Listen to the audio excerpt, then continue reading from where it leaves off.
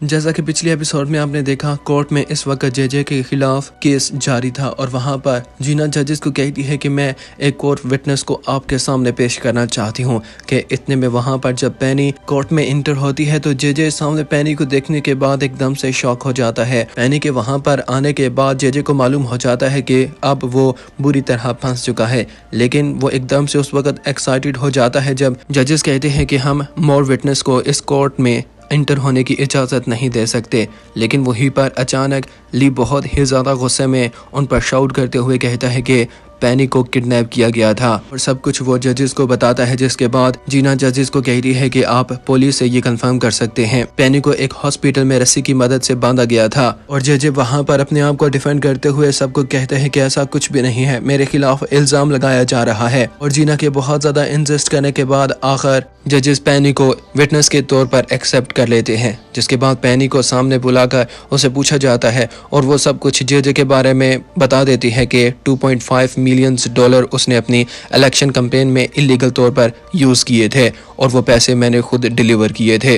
ये सुनने के बाद जेजे फिर से बिल्कुल हेल्पलेस हो चुका था। अब जब कोर्ट में जेजे के पास और उसके वकील के पास कुछ कहने को नहीं था, इतने में जेजे वहीं पर खड़ा हो जाता है और ऊंचा ऊंचा जीना और ली के ऊपर शाउट करना शुरू कर देता है, यहाँ तक कि वो कोर्ट में जजेस के सामने पैनी को भी धमकी देता है और जजेस को कहता है कि ये मेरे खिलाफ एक कंस्पायरेसी हो रही है, मुझे फंसाने की कोशिश की जा रही है, मेरा मेयर बनना किसी को डाइजेस्ट नहीं हो रहा। और इतने में जीना बोलती है कि मैंने अभी अपनी बात खत्म नहीं की, और जिसके बाद जजेस भी वहाँ पर जेजे को बैठने के लिए कहते हैं। इतने में जीना जब अदालत में जजेस के सामने कहती है कि इसकी तरफ से मुझे भी किडनैप करने और मुझे कत्ल करने की कोशिश की गई थी, और जेजे कंटिन्यूसली बोले जा रहा था कि मुझे फंसाने की कोशिश की जा रही है, बात बात पर मुझ पर इल्जाम लगाए जा रहे हैं, ऐसा मैंने कुछ भी नहीं किया। लेकिन अचानक वहां ऑडियंस में से एंड्रयू खड़ा होता है, अपना हाथ खड़ा करते हुए कोर्ट में सबके सामने कहता है कि इसका विटनेस मैं हूँ और मैं आपके सामने सबूत रखना चाहता हूँ कि जेजे ने ऐसा किया था।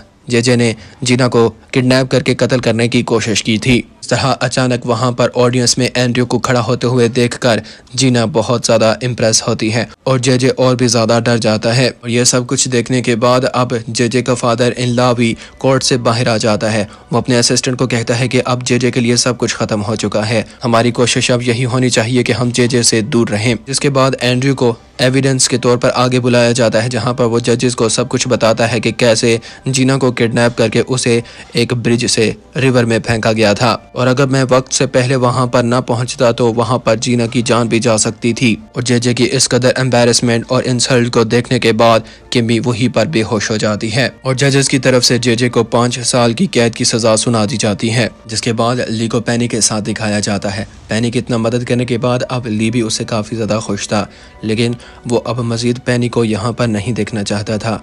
वो उसके हाथ में कुछ एसेट्स और कुछ पैसे देने के बाद उसे कहता है कि तुम हमेशा के लिए अब यहाँ से जाकर अपनी ज़िंदगी खुशी के साथ जी सकती हो। लेकिन पैनी काफ़ी ज़्यादा इमोशनल दिखाई दे रही थी, लग रहा था जैसे उसका यहाँ से जाने का प्लान नहीं था, वहाँ पर वो ली के साथ रुकना चाहती है। यहाँ तक कि ली के सामने उसकी आंखों में टीयर्स आ जाते हैं और पैनी जब वहाँ से जाने वाली होती है, ली एकदम से फिर से पैनी को आवाज़ देता है। पैनी जब पीछे मुड़कर देखती है तो ली उसका शुक्रिया अदा करता है कि तुमने अपनी जान खतरे में डालकर हमारी बहुत मदद की है, मैं तुम्हारा ये एहसान कभी भी नहीं भूलूंगा। पैनी काफी ज्यादा इमोशनल ली को कहती है कि तुम्हें जब भी मेरी जरूरत हुई तो मुझसे तुम कांटेक्ट कर सकते हो और मुझे किसी वक्त भी बुला सकते हो। और नेक्स्ट डे दिखाया जाता है जहां पर जेजे को प्रिजन यूनिफॉर्म पहना दिया गया था, उसे हथकड़ी के साथ बांधकर एक जेल में लेकर जाया जा रहा था। वहां पर अचानक ली के साथ सामना होने के बाद जेजे जो अभी भी मुस्कुरा रहा था, ली उसे कहता है कि अब जानबूझकर इस फेक स्माइल को मेरे सामने मत लाओ, मैं जानता हूं कि इस वक्त तुम पर क्या गुजर रही है। वो एकदम से गुस्से में आ जाता है। ली उसे कहता है कि मैंने तुम्हें कहा था कि ये सब कुछ एक टीजर है, अभी देखो कि मैं तुम्हारे साथ करता क्या हूँ। लेकिन जेजे अभी भी खामोश नहीं था। वो गुस्सा होकर ली को कहता है कि तुम जानते हो कि मैं ज्यादा देर प्रिजन में नहीं रहता, मैं जल्द आजाद होकर तुम्हें फिर तुम्हारी औकात दिखाऊंगा। ली बहुत ज्यादा गुस्से में आने के बाद जेजे को कहता है कि तुमने मेरी फैमिली और जीना की फैमिली के साथ जो कुछ भी किया है, इसके बदले में अभी मैंने तुम्हारे साथ कुछ भी नहीं किया। और जब वो प्रिजन वैन में इंटर होने ही वाला था कि एकदम से उसकी नजर वहां पर एंड्रयू और जीना के ऊपर पड़ती है, जहाँ पर वो बड़े ही गुस्से में इस वक्त जेजे की तरफ देख रहे थे और उसे जेल में भेजने के बाद जेजे, एंड्रयू और जीना तीनों इस वक्त बार में आ जाते हैं और एक साथ मिलकर वहां पर शराब पीते हुए काफी इंजॉय करते हैं। और जीना के सामने ली वहां पर एंड्रयू की बहुत ज्यादा तारीफ करता है कि तुमने आज इस केस में हमारी बहुत मदद की है। ली उसे मजीद कहता है कि मेरे लिए ये बहुत ज्यादा सरप्राइजिंग था कि तुमने जेजे को बिट्रे किया है जैसा कि वो डिजर्व करता था। एंड्रयू ली को बताता है कि मैंने जीना से वादा किया था कि जेजे को हम दोनों मिलकर जेल में भेज कर रहेंगे, जिसके बाद थोड़ी ही देर बाद दिखाया जाता है जहां पर सिंडी पहुंच जाती है और वो वहां पर पहुंचते ही कंटिन्यूसली शराब पीना शुरू कर देती है। एंड्रयू और जीना भी उसी के पास मौजूद थे और जीना को जानबूझकर जेलस फील करवाने के लिए वो ली के बहुत ज्यादा करीब होना शुरू हो जाती है, यहाँ तक कि वो ली के इस कदर करीब होकर उसे किस कर देती है और ली वहां पर जीना के सामने खुद को डिफेंड करना शुरू कर देता है। मुझे लगता है कि सिंडी ने बहुत ज्यादा शराब पी ली है, ये इस वक्त ड्रंक है, इस वजह से ये ऐसा कर रही है। नेक्स्ट डे दिखाया जाता है जहां पर ली एंड्रयू को लेकर बहुत ही ज्यादा गुस्से में दिखाई दे रहा था। वो उसे काफी ज्यादा नाराज भी था और उसका असिस्टेंट मोजो उसे बताने की कोशिश कर रहा था कि वो तुम्हारा पार्टनर है और तुम्हारी जरूर मदद भी करेगा, लेकिन ली कहता है कि मुझे एंड्रयू पर जरा भी भरोसा नहीं है, वो किसी वक्त मुझे भी धोखा दे सकता है जैसे उसने जेजे को कोर्ट में सबके सामने दिया था। और यही बात दूसरी तरफ एंड्रयू जो इस वक्त गाड़ी में अपने असिस्टेंट के साथ बैठा हुआ था अपने ड्राइवर को बता रहा था कि मुझे ली पर ट्रस्ट नहीं है। उसका असिस्टेंट एंड्रयू से कहता है कि फिर तुमने आखिर उससे मदद क्यों ली थी। एंड्रयू कहता है कि मेरा मकसद सिर्फ जेजे को जेल में भेजना था, जिसके बाद वो वहां पर सिंडी के बारे में भी बात करता है कि वो जानबूझकर अब सिंडी के करीब होना चाहता है ताकि वो मेरे फादर के करीब होकर उससे फायदा ले सके। मुझे ली पर यकीन नहीं है, वो किसी वक्त भी मुझे धोखा दे सकता है। वो दोनों इस वक्त एक दूसरे के बिल्कुल अगेंस्ट हो चुके थे, जिसके बाद चेयरमैन की वाइफ और नेथन को दिखाया जाता है जहाँ पर वो इस वक्त किम्मी के फादर के पास मौजूद थे और वहां पर वो जनरल मीटिंग को लेकर काफी ज्यादा सीरियस है। और वहां पर चेयरमैन की वाइफ कहती है कि जेजे को हम बेस्ट लॉयर की मदद से एक अपील के जरिए दोबारा आज़ाद करवाने की कोशिश करेंगे। जेजे को जेल से आज़ाद करवाने के लिए स्टेट के टॉप लॉयर्स के बारे में डिस्कस कर रहे थे। चेयरमैन की वाइफ और नेथन वहां पर किम्मी और उसके फादर को कहते हैं कि हमें जेजे की तरफ से सिर्फ एक कागज़ का टुकड़ा चाहिए जहां पर वो ये बात लिख कर हमें ये प्रूफ दे के इसके बाद जनरल मीटिंग में उसके जितने भी राइट्स हैं वो सब हमें दे देगा। वहाँ पर किमी और उसका फादर उनके सामने भी डिमांड रखते हैं कि अगर आप हमारी मदद लेना चाहते हैं तो इसके बदले में आपको डोडो होटल हमारे नाम करना होगा। अगर वो होटल आप हमारे नाम कर देते हैं तो उसका जितना भी कमीशन होगा वो आपको मिलेगा। लेकिन नेथन इस डिमांड पर जरा भी खुश नहीं था और नेथन जब साफ साफ इनकार कर देता है तो वो दोनों जब वहाँ से जाने वाले होते हैं चेयरमैन की वाइफ उनको वहाँ पर रोक लेती है और उसे कहती है कि मैं आपकी इस डील को एक्सेप्ट करती हूँ। और वहाँ पर नेथन अपनी मदर के साथ आर्गुमेंट स्टार्ट कर देता है, लेकिन इन दोनों के दरमियान ये डील हो चुकी थी। जिसके बाद आप देखेंगे जहाँ पर एंड्रयू जेल में मिलने के लिए जेजे के पास पहुँच जाता है और जेजे भी वहां पर एंड्रयू को देखने के बाद एकदम से शॉक हो जाता है कि मैंने सोचा था कि तुम अब मुझसे गेट रिड होने की कोशिश करोगे लेकिन फिर से तुम यहाँ पर पहुंच जाए। एंड्रयू कहता है कि मैं यहाँ पर तुम्हारे साथ एक बहुत अहम बात करने के लिए आया हूँ। अगर तुम किसी और के इशारों से काम करते रहे तो तुम्हें इसके बदले में कुछ भी नहीं मिलेगा। जेजे काफी ज्यादा सरप्राइज होकर एंड्रयू को कहता है कि क्या तुम अब अपने रूल्स बनाने जा रहे हो। जिसके बाद पास असिस्टेंट से एंड्रयू एक फाइल लेता है जो जेजे को देता है और एंड्रयू कहता है कि ये फाइल देखने के बाद तुम्हें पता चल जाएगा कि आखिर मैं क्या कहना चाहता हूँ। वो फाइल देखने के बाद जेजे काफी ज्यादा परेशान हो जाता है क्योंकि उस फाइल में टैक्स के रिलेटेड और मनी लॉन्ड्रिंग और इसमें जितनी भी इलीगल एक्टिविटीज थी वो सारी उस फाइल में सेव थी। एंड्रयू कहता है कि बिजनेस के दौरान तुमने हर वो काम कमिटेड किया है जो कि इलीगल था। जिसके बाद एंड्रयू वहां पर जेजे के सामने हंसना शुरू कर देता है क्योंकि जेजे बहुत ज्यादा सरप्राइज था कि ये सारा डेटा आखिर एंड्रयू के हाथ में कैसे लगा। जेजे के इस तरह सरप्राइज होने के बाद एंड्रयू उसे कहता है कि मैं जानता हूँ कि तुम इस वक्त शौक हो कि ये सब कुछ आखिर मुझे कैसे पता चला। मुझे लगता है कि तुम भूल रहे हो मैं तुम्हारे साथ ही पहले काम करता रहा और ये सब कुछ मैंने तुमसे ही जाना है। जेजे इस बात को लेकर और भी ज्यादा सरप्राइज इस वजह से था क्योंकि कोर्ट में अगर एंड्रयू ये फाइल जजेस के सामने रख देता तो वहां पर जेजे को फांसी भी हो सकती थी। लेकिन जेजे एंड्रयू को कहता है कि आखिर तुमने अदालत में जजेस के सामने ये फाइल क्यों नहीं दिखाई। एंड्रयू कहता है कि फिलहाल मैं अपने छोटे एम्बिशन की तरफ नहीं बढ़ना चाहता, मैं एक बड़ी वेल को पकड़ना चाहता हूँ। एंड्रयू इस वक्त उस फाइल के जरिए जेजे से अपना कुछ फायदा हासिल करना चाहता था और जेजे जब पूछता है कि आखिर तुम मुझसे क्या चाहते हो, एंड्रयू कहता है कि जहां पर मैंने एक मर्डर के बारे में एडमिट किया था उसकी जो रिकॉर्डिंग है वो मेरे हवाले कर दो। और एंड्रयू जेजे को ब्लैकमेल करने के बाद एक दो और भी अपनी बातें मनवाता है और इसके बदले में उसे कहता है कि मैं तुम्हें बहुत सारा पैसा भी दूंगा।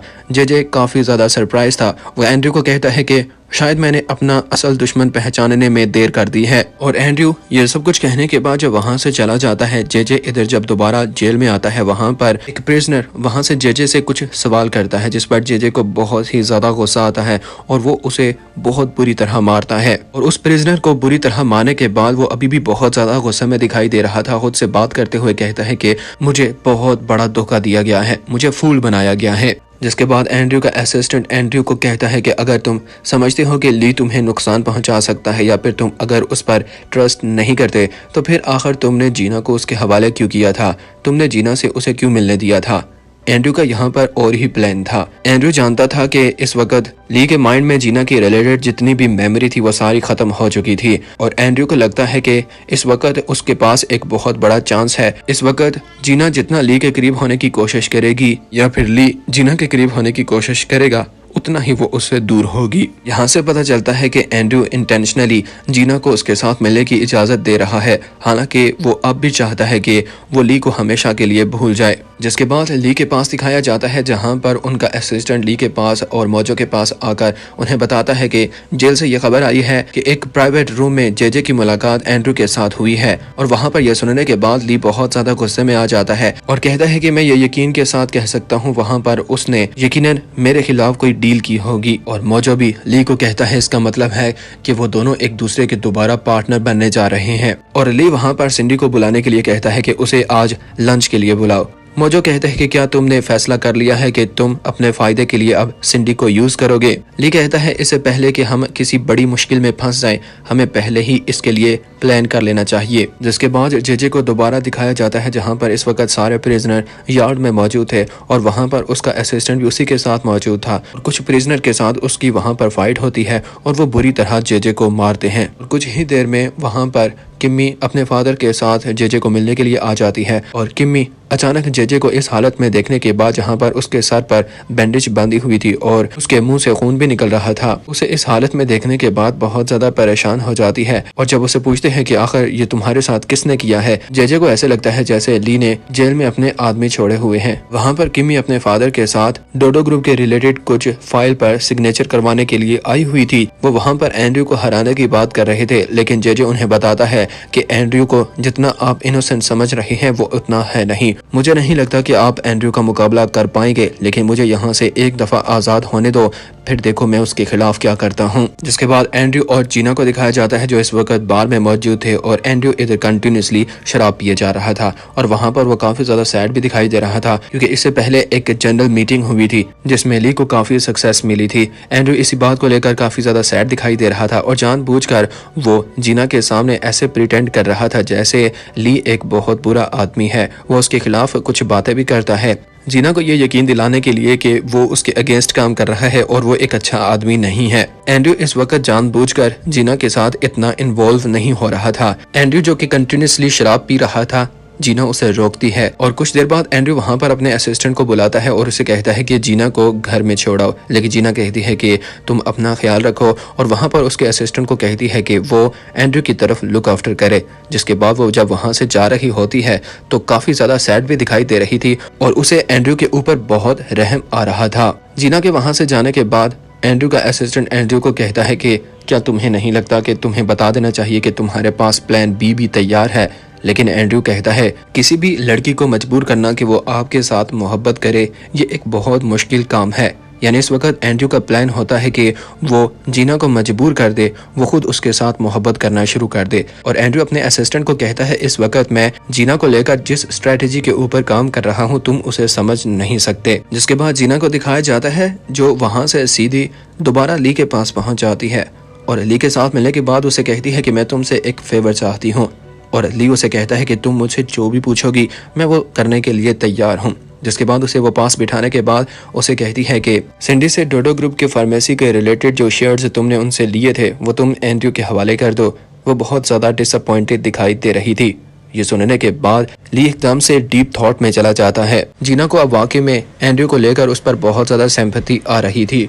वो कहती है कि तुमने देखा कि उसने हमारी खातिर जेजे को भी बिट्रे किया है, ये जानते हुए भी कि उसे इसके बाद कितना नुकसान हो सकता है। लेकिन ली वहाँ पर जीना को साफ साफ मना कर देता है। मैं जानता हूँ कि तुम उसके लिए अपने दिल में बहुत ज्यादा सिंपैथी रखती हो, लेकिन एंड्रयू एक अच्छा आदमी नहीं है और बिजनेस के रिलेटेड ऐसी डिमांड नहीं की जाती। बिजनेस में अपने नुकसान को बियर किया जाता है। जीना भी काफी ज्यादा डिसअपॉइंट वहाँ से वापस चली जाती है। जिसके बाद जेल में एंड्रयू दोबारा जेजे से मिलने के लिए वहाँ पर पहुंच जाता है और उसने कंपनी के रिलेटेड कुछ अपने हाथ में डॉक्यूमेंट्स उठाए हुए थे और वहाँ पर उसे जेजे के फिंगरप्रिंट्स चाहिए थे, जो कि जेजे उसे नहीं दे रहा था। जिसके बाद उसने वहाँ पर उसके सामने कॉफी भी रखी हुई थी जिसमें एंड्रयू ने नींद की गोलियां मिलाई हुई थी और वो पीने के बाद जेजे वहीं पर बेहोश हो जाता है। जिसके बाद एंड्रयू उसकी फिंगरप्रिंट्स उस कंपनी के रिलेटेड डॉक्यूमेंट्स के ऊपर लगा लेता है। जेजे इस वक्त थोड़ी होश में था। ये सब कुछ देखते हुए बहुत ही ज्यादा गुस्से में दिखाई दे रहा था। वो कहने की कोशिश कर रहा था कि तुम ऐसा नहीं कर सकते, लेकिन अब जेजे में